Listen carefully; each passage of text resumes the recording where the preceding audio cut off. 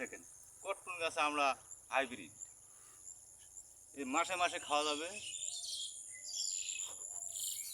নেন কি ঘাসে ঘোর ঘাস কাটতে আসছে তো গায়ে ধরে কেন? তাই তো।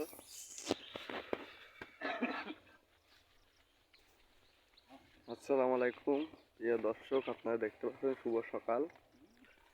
আমাদের নার্সারিতে ভিডিও করছি এখন। আমাদের নার্সারি থেকে যা চাইবেন তাই পাবেন। আমরা পেয়ারা দিই, সব দিই, এরকম কোনো জিনিস বাকি নেই আমাদের নার্সারিতে।